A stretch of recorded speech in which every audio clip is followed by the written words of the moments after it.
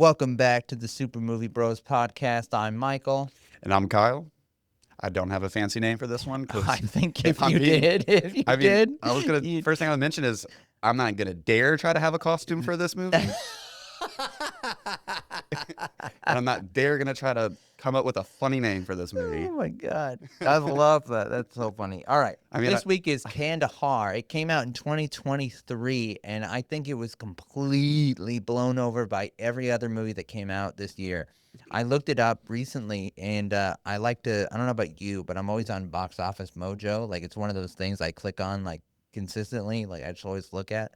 It's your baseball reference. This movie is 199th in the box office rankings for the year 2023, and I was one of the people that paid money to that. Another little factoid that's really funny. I saw this movie with my wife, who fell asleep about 15 minutes in. Right, we rewatched I don't blame her. We God, I can't say this. We rewatched it for the podcast. She fell asleep before like the little opening credit started. So this time she fell asleep in 5 minutes. But I will say this. The only movie that I liked better in 2023 was The Iron Claw. The Iron Claw was my number one movie for the year. Before I saw The Iron Claw, this is my favorite movie of the year 2023. That's crazy. And the internet and you, I'm assuming, do not agree with me at all. I don't agree with you, but I don't.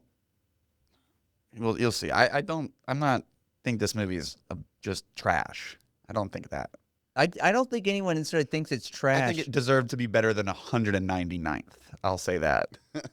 Second best movie of the year. No. Listen to me. 199th is the money it made. Yeah. And if we're being honest, one of the funny things that I read the critics' reviews, and while they're not very telling, like it's better to read what a regular person thinks about this movie, because it really is that kind of movie. The critics all put their own political opinions on it, and they like span, like everyone put their own ideas on the movie. Like the movie does a good job of being like this, or the movie does a bad job being like that, but they would conflict because everyone put their own. The movie's made in a way though that you can have those. Like it doesn't. It's not really. It only shits on one faction. There's only one faction that it completely says is bad, and that's the Taliban. The Taliban is the only faction that it says it's just like, this movie is screw pretty, them. It threads the needle well enough. I'll give it this. Here's my put up, is that it threads the needle where you can, even if you like on this side of the aisle, it still is, terrorist, bad, save good guy. Like it's not whacking you over the head with. But you realize very, that's very specific in today's time to say terrorists bad. They're like, well, what makes them terrorists more than the United States of America? Yeah, I don't think I didn't leave the movie going, wow, like I just got whacked over the head with this. No, not at all. Not at all. No, if you're being a reasonable person, there's no way to see that. Because you can interchange the names of the factions with, make them just generic bad guy, and it's still a solid action movie. I mean, I know it adds. True, but it would have been even harder to follow. Yes. If you have some geopolitical knowledge of the Middle East, it does help. You understand what's going on, because there are factions. It's like, oh, how does Pakistan interact with the Taliban? Yeah. How does Iran interact with that? And then you have from there Taliban interacting with ISIS, and there's all these. Well, you never actually see parts. ISIS. No. Well, You see the Afghan. Yeah. You paid attention. Yeah, I watch movies for this podcast. I know, but at the same time, there are a lot of people that were just like, you need a degree in the politics of the Middle East to be able to understand this movie. Yeah. So let me really quickly give you the very simplistic breakdown, which is essentially that Gerard Butler. I can't believe you haven't even talked about him yet. Oh, I love him. He was. I also, before Plane came out, also 2023. I crapped on the idea of it looked stupid, but then I watched it and I was like, damn, that's actually not a bad B movie action. And then I saw this one and I was like, I think Gerard Butler is making the action movies from like the 90s and 2000s that I miss. So I did. I was like, oh, Gerard. I mean, I I've fell always in love liked with him, but I just thought he was like in his bad movie era, and in reality, he was picking smaller movies that people didn't really care about, but he did, So and I do. give the viewers and listeners just a So brief yeah, synopsis of Gerard Butler. Kandahar Has Fallen. Yeah, no, no. Kandahar Has Fallen. Just because there's a similar director who is also I don't relate it to those movies. Rick Roman, I guess Wah. Is that how you say it? I don't know. I've always said Wah. Waugh. If you know how to say it, correct me in the comments. I'm gonna say Wah. Rick Roman Wah. He made Shot Caller and this other movie called I think Felony or something or Felon or whatever. Anyway, he will ask his movies often will when they're not the Has Fallen movies. They ask questions of like, oh, like with Shot Caller, it was a regular guy who got. I'm giving you What the if Gerard description of Butler another could have a movie. consistent accent? Like Hey. those questions. Hey, you calm down. Anyway, what if Jamie Lannister was a regular guy going out on for a night on the town with some friends and his wife and got into an accident and he had drank, and someone died and he went to prison. It's basically like prison can make regular people into Sounds like the Juror, things that they're not. Clint Eastwood movie. Yeah, a little bit, but that one's different. Anyway, point is, I like those kinds of. I like what Rick Romanoff does. What he did here, it's Gerard Butler is a CIA borrowee, which is not a word, but I just made it one from the MI6. He's Ethan Hunt. No, They and treat him like he and a comrade in arms have just gone undercover to trick the Iranian government into not knowing that they sabotage their Basically, they took out a nuclear facility in Iran. That's Sound familiar? Very relevant. Yeah. And and then from there they get to a point where a dumb reporter, because they're all dumb. I hated her. Yeah, you're supposed to. Are you supposed? God, I hated her. No, I think we just did because I think she just immediately gives up all her. They're like, they just shake her down for just a little bit. She's like, okay, here's everything. I don't hate her for that. I do. No, I think she's a reporter in a foreign nation, and they're trying to shake her down for information. They're gonna get it out of you, or they're gonna kill you. Give me just some torture. Do it. They don't sit there and just show a picture of your dog.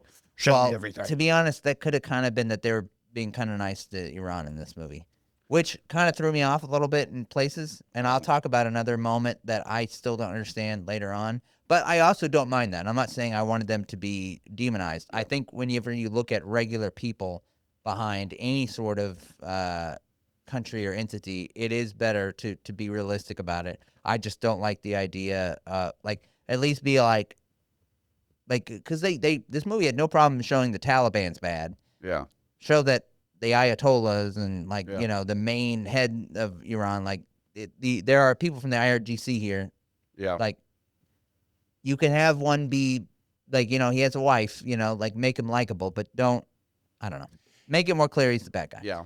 But anyway, blows up the nuclear facility. Oh, so the reporter basically gets them in trouble by leaking information accidentally to make it so that everyone knows that it was this guy and that this CIA guy's in Iran. And so he's got to get the hell out of there. He's got to get the hell out of there. And he had already started another mission and had his interpreter with him, which I can't help. Like, this movie is complicated. The stuff surrounding it is complicated. So this is just going to be that complicated podcast that either someone's very interested in this or they skip over this one. So I'm just going to embrace it and go in deep on that. With him and the interpreter brings to question another movie that came out in 2023. So as I'm watching this, because you've told me about the Covenant, Guy Ritchie movie, and Kandahar, and how they're damn similar. And I've gotten the two mixed up in my head. I haven't even seen the Covenant, hadn't seen this one. The whole time I'm waiting for this damn interpreter to get kidnapped. That's so funny. I'm waiting going like, I'm like an hour and a half in, and he has not been kidnapped. Well, not and then kidnapped. as I'm watching the movie, I look at the synopsis, I'm like, oh, he's just got to get through the situation. To be fair, and the reason why I want to clarify this is because this was a fictionalized idea in general, like a fictionalized plot. Like this was like, hey, this could reasonably happen, right? Yeah.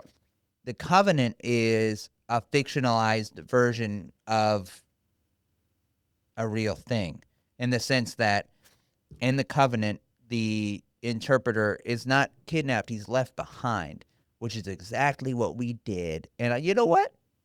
But doesn't the Covenant take place like early, like mid 2000s though? No.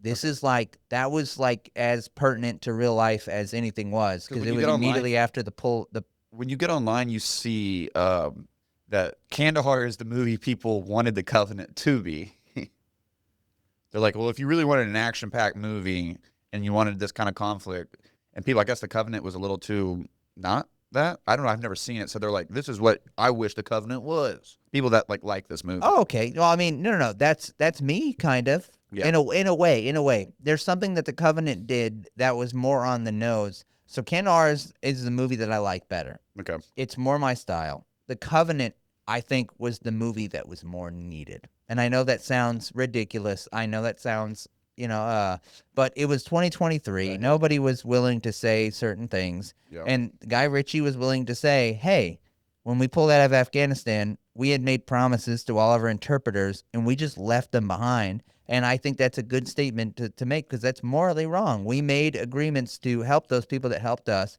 and a lot of them died because we failed them. And I made Aladdin to make this shit. That's exactly what he was saying. He was like, I made Aladdin to get to say this Disney to you. to get this shit done. Exactly. So no, I think The Covenant is a worse movie with a better message. Or no, not a better message, a more important, more pertinent message. This Kandahar is a more timeless message, in my opinion. I get that. And anyway, so let's criticize it now, though.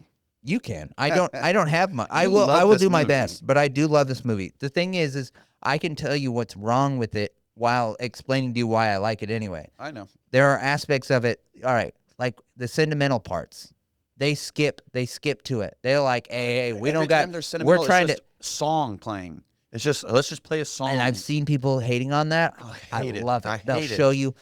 And you know too much music.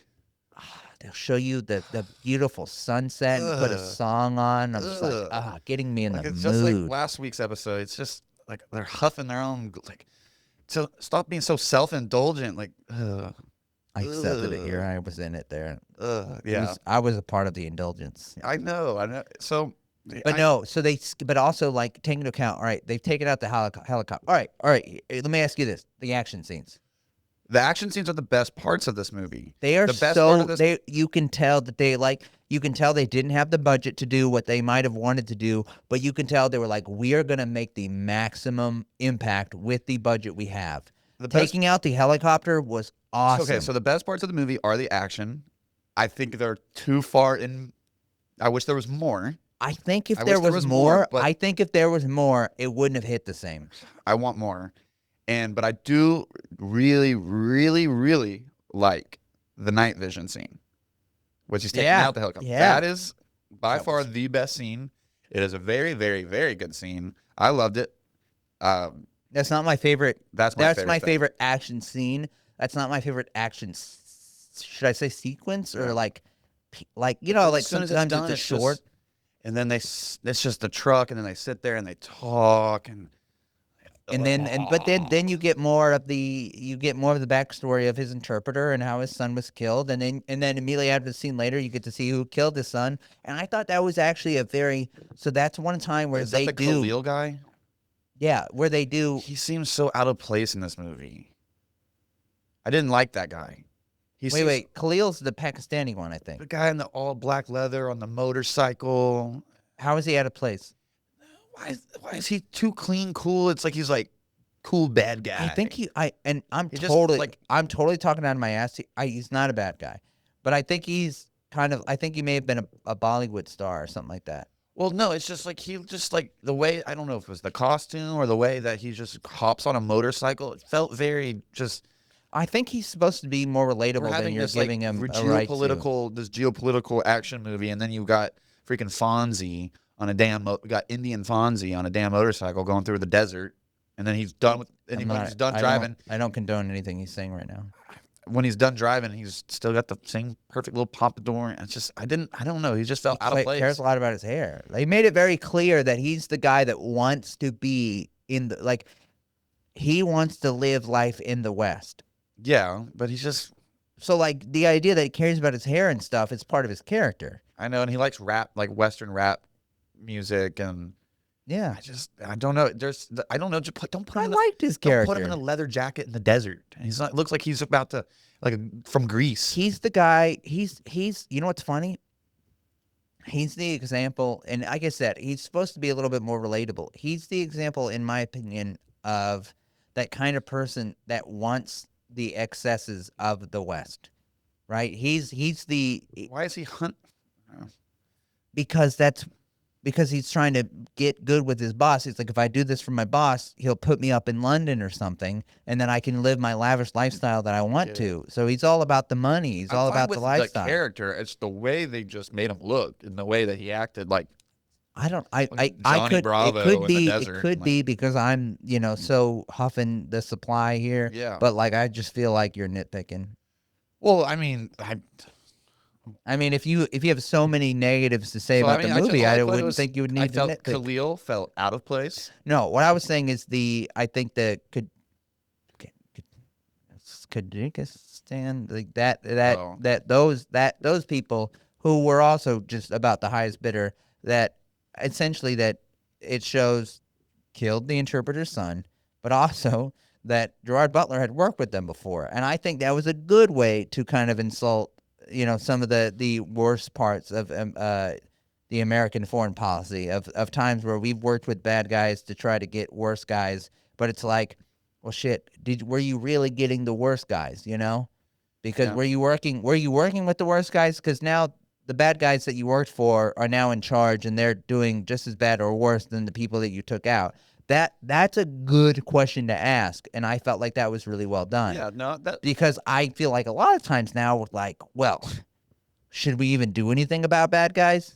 Yes, we should. I just made my political statement. There you go. You get one per show.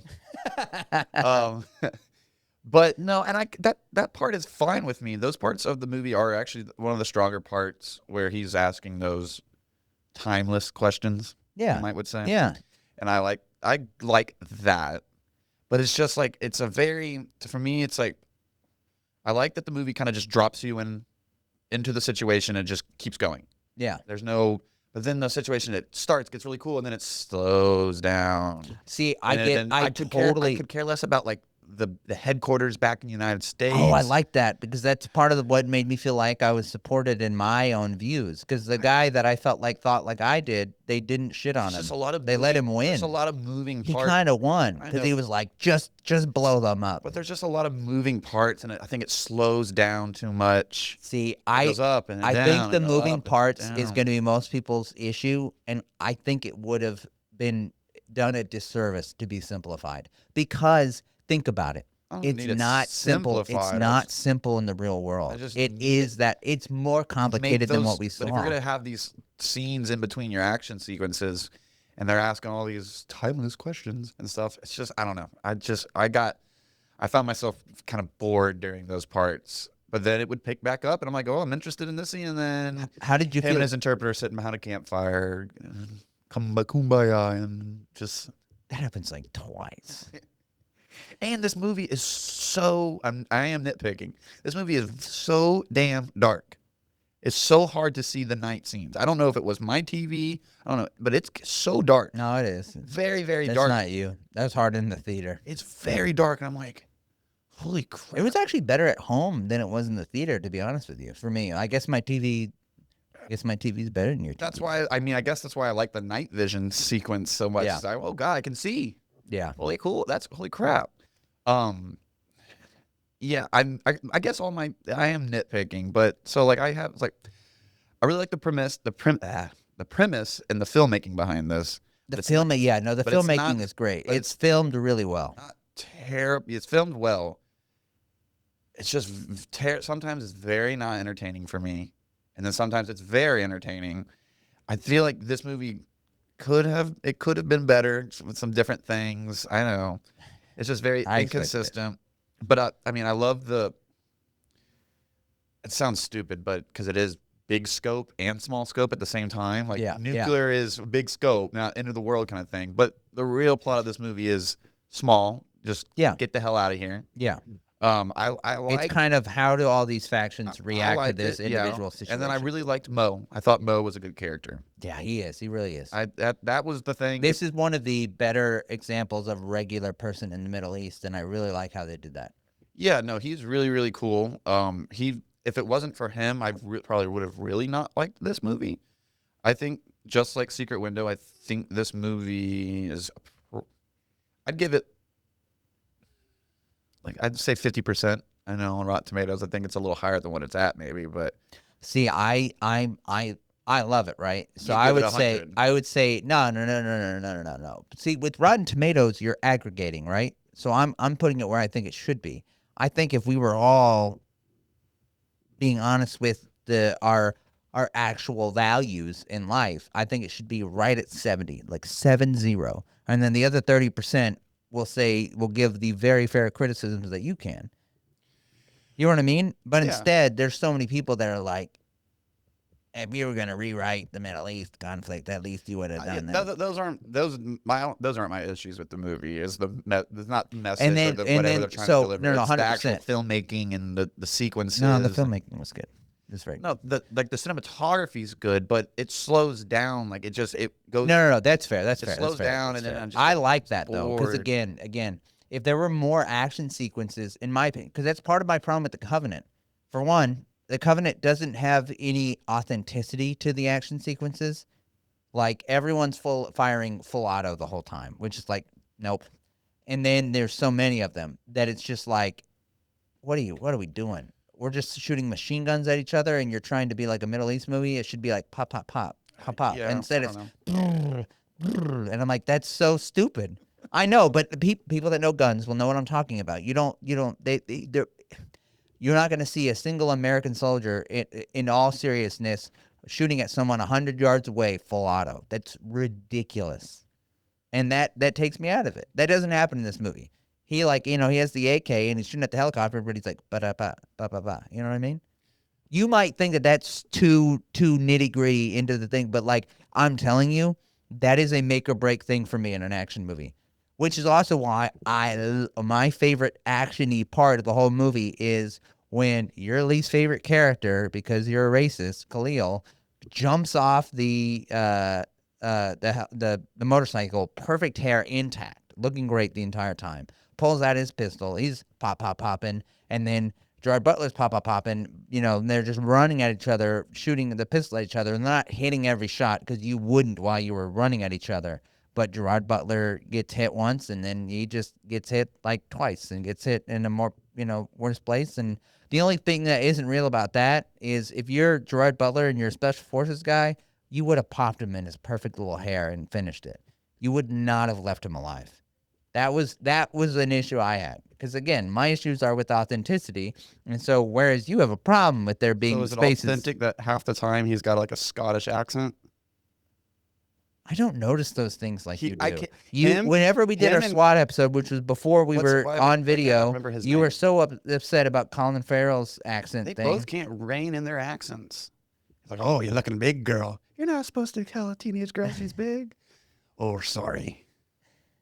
And then he's like, Mo, Wait, Mo, we gotta what was get that? out. What were those lines from? Mo, we gotta go.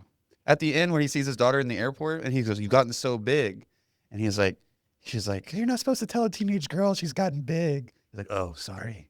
I don't even remember that. That's like the last scene of the movie. In my head, you're probably right? Oh, I know, but Yeah, because you know the movie. No. You saw it. You just watched it. In my head, it's one of those like silent. They're talking, and then like it's like just showing that he got back, and you don't see what they say. no, because it's the one. Because I have no this movie's memory got of their so conversation. many damn people, and there's so many. I forget who's on what side and stuff.